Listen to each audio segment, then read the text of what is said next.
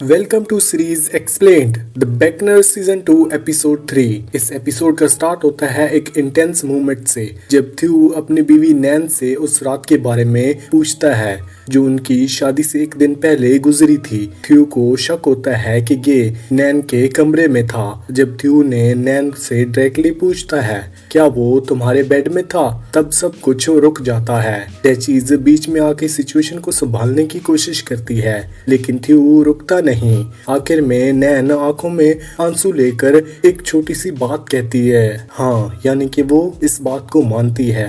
बस यही एक शब्द उनकी ऑलरेडी टूट रही शादी को पूरी तरह से खत्म कर देता है। फिर पता चलता है कि नैन उसकी बहन जेनी और गे मिल के भाग जाने का प्लान बना रहे थे, लेकिन नैन ने ये प्लान छोड़ दिया। थ्यू के लिए नहीं बल्कि एक जरूरत के लिए। नैन कहती है, मुझे समझ आया कि मैं अपनी बहन को सिर्फ तभी बचा सकती हूँ अगर मैं शादी कर लूँ। मुझे तुम्हारा टाइटल चाहिए था। ये बात थ्यू का दिल तोड़ देती है क्योंकि उसने नैन से सच्चा प्यार किया था और उसे ये रियलाइज होता है कि उसकी शादी कभी प्यार पर बेस नहीं थी, सिर्फ एक मजबूरी थी। इस सच्चाई के बाद थ्यू एक हफ्ते के लिए गायब हो जाता है। नैन और कास्टल का स्टाफ लोग सब कुछ नॉर्मल दिखाते हैं जैसे कुछ हुआ ही नहीं। इसी बीच लेजा एलिजाबेथ का बर्थडे की प्लानिंग हो रही होती है। एक mid summer night dream theme वाली पार्टी जहां सबको अपनी मुस्कुराहट बनाए रखनी होती है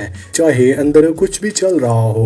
नैन अपने आप से कहती है अगर थ्यू कभी वापस नहीं आया तो वो बाहर से स्ट्रॉन्ग दिखने की कोशिश करती है लेकिन अंदर से टूट चुकी है। दूसरी तरफ इटली में जेनी और गे की नई जिंदगी दिखाई जाती है। जेनी कुकिंग सीखने की कोशिश कर रही है और दोनों के क्यूट डोमेस्टिक मोमेंट एक अलग ही फील देते हैं, बिल्कुल इंग्लिश हाई सोसाइटी के रूल से अलग। उनका लैंडलॉर्ड एक पॉइंट पे कहता है दिन लंबा लगता है जब जिंदगी में कुछ असली ना हो।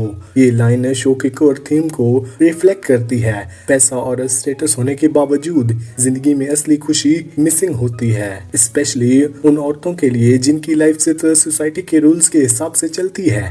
इस ड्रामा के बीच एक हल्का फुल्का रिलीफ मिलता है जब कोना सबसे छोटी बेकनर कोरा के लिए रिश्ता ढूंढने की कोशिश करती है। कार जो राइड में दोनों के बीच क्यूट और फनी कन्वर्सेशन होती है।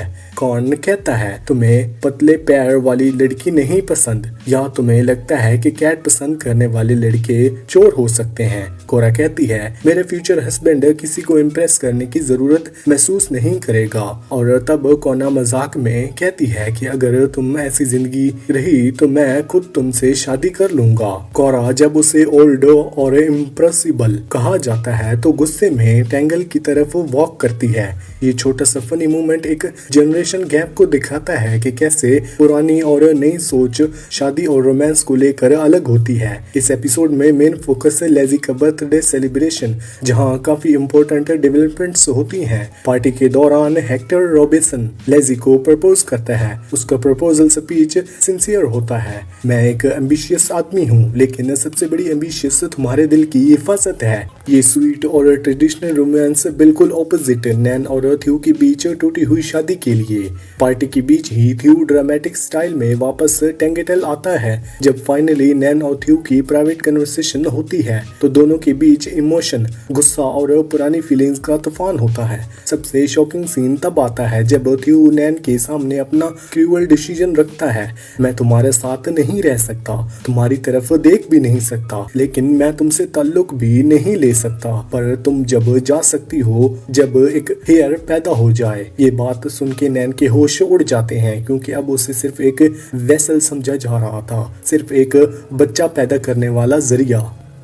और जब उसे पता चलता है कि ये सब प्लान एक्चुअली डचीज का था जिसे नैन अपना सपोर्ट समझती थी तो उसका ट्रस्ट भी टूट जाता है। साथ ही एपिसोड में एक पैरेलल कहानी चलती है डचीज ऑफ टैंगल और उसके पुराने लवर रीड रॉबिन्सन हेक्टर का फादर के बीच।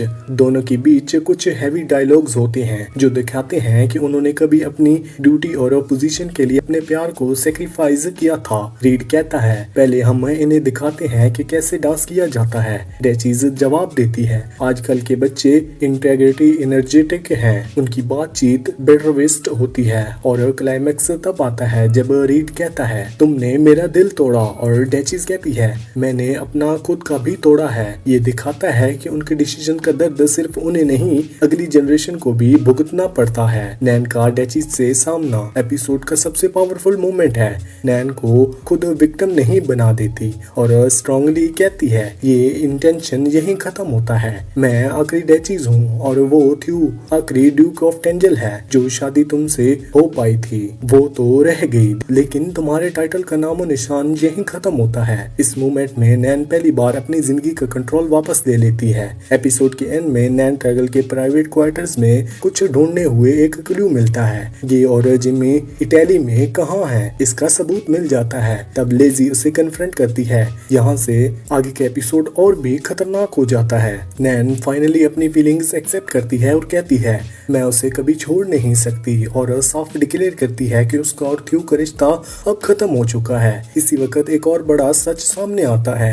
डेचीज खुद थ्यू को बता देती है कि उसे अब कुछ पहले से पता था और नैन और गे के बीच जो कुछ भी हुआ वो उसकी शादी से पहले डेचीज को मालूम था। लेकिन फिर भी उसने नैन को जबरदस्ती उससे मंडप तक ले जाके थ्यू से शादी करवा दी। डेचीज कहती है, अगर तुम इस पिंजरे में हो तो उसका डेंजर डिजाइन मैं हूँ और चाबी मैंने घुमा दी। नैन भी उसे पिंजरे में तुम्हारे साथ है। ये सच सुनकर थ्यू हिल जाता है। उसे लगता है कि शायद उसका गुस्सा गलत जगह निकल रहा था, लेकिन फिर भी थ्यू का इमीडिएट रिएक्शन होता है अपनी माँ टेंगल से निकाल देना। एपिसोड के एंड तक सब कैरेक्टर इमोशनल क्रॉस रोड पे खड़े होते हैं। लेजी जो हेक्टर से एंगेज्ड है एक मोमेंट के लिए कंफ्यूज लगती है जब थ्यू उसे कहता है, तुम्हें सिर्फ प्लीजेंट इंसान नहीं कोई एक्सपेक्टेशनल इंसान चाहिए। ये बात लेजी के लिए मन में डाउट डाल देती है, क्या वो सेटल कर रही है। वहीं दूसरी तरफ थ्यू नैन से बात करने जाता है।